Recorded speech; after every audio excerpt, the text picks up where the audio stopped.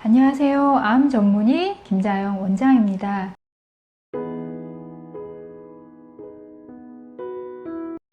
지난 시간에 이어서 제가 항암을 할 때 생기는 손바닥, 발바닥 증후군 그 완화요법에 대한 이야기를 하려고 합니다. 제가 지난 시간에 예방할 수 있는 방법에 대해서 이야기를 했어요. 그리고 이번 시간에는 이미 이 손바닥 증후군이 오신 분들은 그럼 어떻게 해야 되냐, 그 이야기를 좀 하려고 합니다.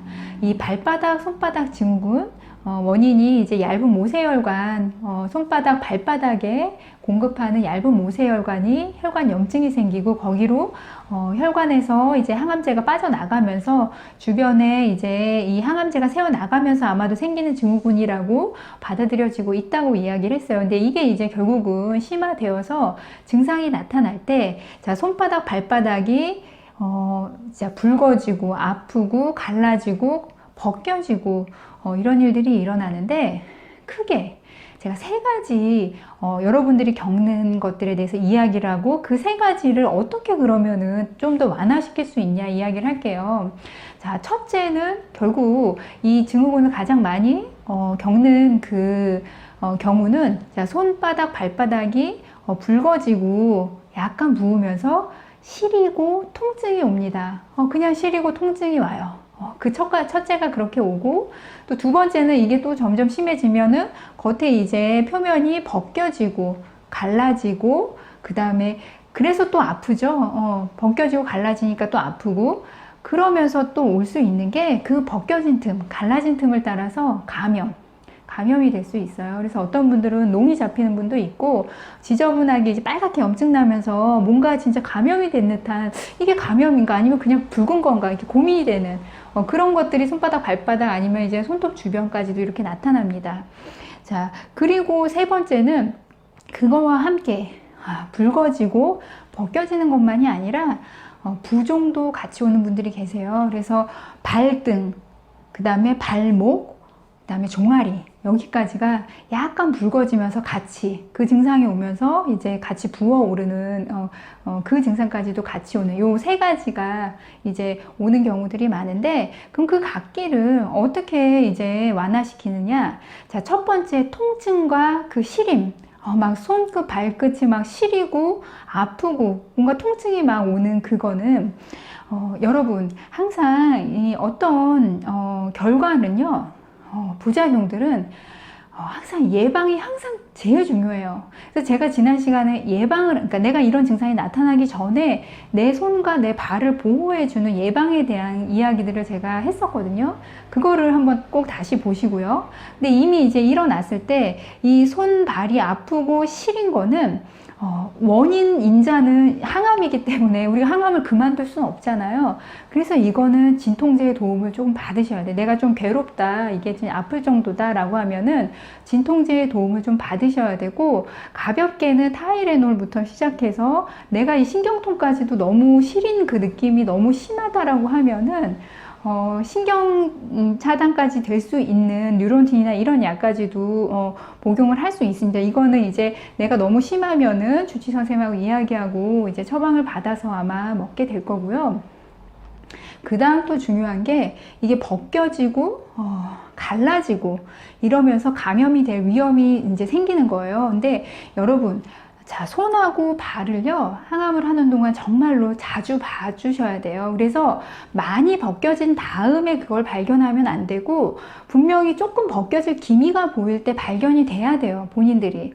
그러면 붉어지고 약간 붓기가 있어 보이면서 이 어느 순간 어느 부위가 벗겨진다 싶으면 그 부위는 밴드를 붙여서 어디 나갈 때는 그게 더 벗겨지지 않도록 보호해 주는 게, 여러 군데면 여러 군데 붙일 수도 있고, 밴드도 그 찍찍이 부분이 너무 그것 때문에 알러지가 나는 분은 그거를 많이 잘라내고 본인에게 필요한 만큼 잘 만들어서 붙여야겠죠. 그러니까 보호해 주는 거, 갈라진 거를 더 갈라지지 않게 해주는 게 일단 중요할 거예요. 그리고 어떤 분들은 이미 많이 갈라져 가지고 거기에 염증이 생기고 고름이 잡힌 분들은 그거는 분명히 깨끗이 소독해 준 다음에 항생제 연고를 발라줘야 할 수도 있고, 고름이 심하게 잡힌 분들은 먹는 항생제를 먹어야 할 수도 있어요. 그러니까 그거는 봤을 때 약간 지저분한 정도면은 깨끗이 소독해주고 다시 붙여주는 게 필요하고, 고름까지 잡혀줬을 때는 항생제 연고나 먹는 항생제까지 고려해 보는 거를 생각을 해 보셔야 됩니다. 그리고 그래서 나가실 때 꼭 양말, 자, 갈라진 거 있으면요, 그 부위는 밴드나 이런 걸로 부착한 상태에서 양말 신으셔야 되고, 제가 여러 번 말씀드렸는데 여름에 정말 저는 환자분들 양말 신는 분들을 많이 못 봤어요. 대부분 진짜로 다 슬리퍼에 맨발로 다니시거든요. 항암하실 때 제발 부탁드리니까요, 양말 꼭 신으셔야 되고, 바지도 반바지보다는 긴 바지로 아래 종아리까지 보호를 해주는 게 정말 필요합니다, 여러분. 그리고 발이 갈라지고 벗겨지고 있는 분들이 절대 꼭 죄는 신발을 신어서는 안 돼요. 그래서 이 신발이 이 자체가 통풍이 될 수 있는, 그리고 발가락이 여유가 있어서 움직일 수 있는 그런 신발을 반드시 구매해서 신으셔야 돼요, 여러분. 그리고 자기가 가방에요, 양말을 여러 개를 가지고 다니셔야 돼요. 왜냐하면 면 양말을 신는다고 해도 자기가 외부로 많이 다니다 보면은 만약에 이미 벗겨진 게 있는 분들은 거기서 다시 진물이 날 수도 있고, 그 다음에 신발을 신은 채로 많이 걸으면 그 안에서는 당연히 습기가 또 찰 수밖에 없어요. 그래서 때에 따라서 걷다가 양말도 바꿔서 신을 수 있는 거예요. 그래서 항암을 하시는 분들, 이미 벗겨지신 분들은 여유분으로 외출을 할 때는 꼭 양말을 좀 많이 가지고 다니신다. 그리고 집 안에 있을 때는 당연히 열어주는 게 가장 좋습니다. 열어주고 살펴주는 게 좋고요. 그 다음에 이게 살짝 벗겨지더라고요. 이 손하고 발바닥은요, 자, 일단은 건조하게 해주는 게 가장 좋아요. 건조하게 해주는 게 가장 좋은데, 그래도 자, 습한 거랑 보습이 되어 있는 거랑은 또 다른 거거든요. 그래서 보습을 할 수 있는 보습제 같은 경우는 발라줄 수도 있는 겁니다. 갈라지지 않은 쪽을 통해서 발라주실 수 있는 거예요, 여러분. 그 다음 세 번째, 이제 다리 부종이 같이 오시는 분들이 계세요. 자, 지금 빨갛고 붓고 발바닥이 그런 상태인데, 그 상태에서 발등, 발목, 자, 종아리까지 붓는 분들이 계십니다.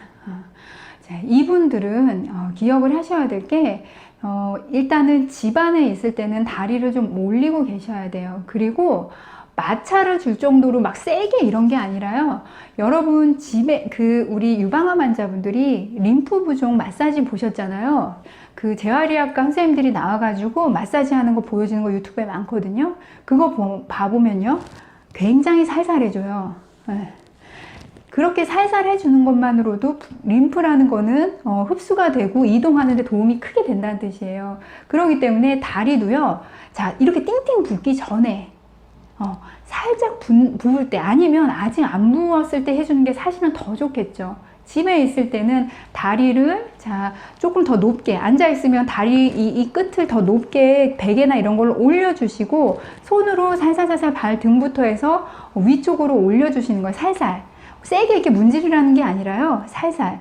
자, 이게 시작되지 않았을 때 했으면 가장 좋고, 이미 시작할 기미가 보일 때는 살살. 자, 이미 많이 부어 있을 때는 사실 어떤 것도 좋냐면요, 제가 이 손 발바닥 증후군 있을 때는 압력을 주는 게 이렇게 좋지 않다고 했어요. 근데 부종이 너무 심하게 왔을 때는 압박붕대로요, 집에 있을 때 다리 올리고 살짝 15분 정도만 했다가 풀어줘도 많이 내려갑니다. 이 부종 자체가. 그것도 이용해 볼 수도 있어요. 내가 부종이 너무 심할 때. 그 다음에 어떤 분들은요, 부종이 오면서 시리고 아프니까 침 맞으러 다니시는 분이 계세요. 근데 저는 침을 반대하는 사람이 아닙니다. 근데 하지만 부종이 왔을 때는 그 부종이 된 곳에다가 침을 맞으시면 안 돼요. 거기에 구멍을 내시면 안 됩니다, 여러분. 감염의 위험을 항상 줄여야 되고, 그 다음에 부종이 있고 혈관염이 있을 때는 감염의 위험이 항상 더 많아요. 그래서 그때는 침을 맞으시는 거는 좋은 선택이 아니시고, 그 다음에 모기에 물리는 것도 조심하셔야 돼요. 감염의 위험이 더 큽니다. 부종이 있고 혈관염이 있을 때. 그것을 기억하시면 좋고, 이 부종이나 또는 손바닥, 발바닥이 너무 아플 때는 자, 드라이 아이스 있잖아요. 그거에다 직접 대면 안 되고, 거기에 위에다가 면, 수건이나 이런 거 까시고요, 손바닥이나 발바닥을 살짝 올리고 15분 이내로, 너무 길게 하는 거 아니에요. 이것도 15분 이내로 시원하게 쿨링 해주는 것도 통증 감소나 아니면 여기에 염증 난 것들을 조금 줄여주는데 도움이 됩니다. 자, 지난 시간에 말씀드린 대로요, 열을 가하는 건 굉장히 위험하기 때문에 지금 이미 손바닥, 발바닥 증후군이 시작된 분들은 사우나를 한다든지 족욕을 오래 한다든지 손을 오래 뜨거운 물에 담근다든지 이런 일은 반드시 피하셔야 됩니다. 여러분이 일단은 손바닥, 발바닥을 되게 아껴주셔야 돼요. 그리고 증상이 심하게 나타났을 때 하는 것보다 조금 나타났을 때 그때 빨리 대책을 세우는 게 가장 중요하고, 가장 중요한 거는 일어나기 전에 조금 덜 일어나게 제가 말한 예방책들을 미리 해주고 미리 손바닥 발바닥을 살펴주는 게 사실은 가장 중요합니다, 여러분. 여러분, 자, 의외로 이 피부 질환 때문에 고통스러워하는 분들이 많으세요. 그래서 이 증상이 나타났을 때 집에서 본인이 할 수 있는 거, 연고 바를 수 있는 것들을 하시고, 또 하나는 동네에 피부과 선생님들하고 도움을 받는 것도 좋은 방법입니다. 이게 너무 심했을 때는요, 혼자 끙끙 앓지 말고 피부과 가셔서 내가 항암 받으면서 이렇게 이런 상태다 라고 하시면은 그분들이 또 그분들 나름대로 또 전문적으로 케어를 해주실 수 있거든요. 그래서 심하게 벗겨지고 거기에 염증 나고 고름 나신 분들은 피부과 선생님한테 좀 도움을 받으시는 게 좋을 것 같습니다. 지금 손바닥, 발바닥 증후군이 나타나신 분들한테 그 증상을 좀 완화시킬 수 있는 방법들에 대해서 이야기 나눠보았습니다. 지금까지 암 전문의 김자영 원장이었습니다.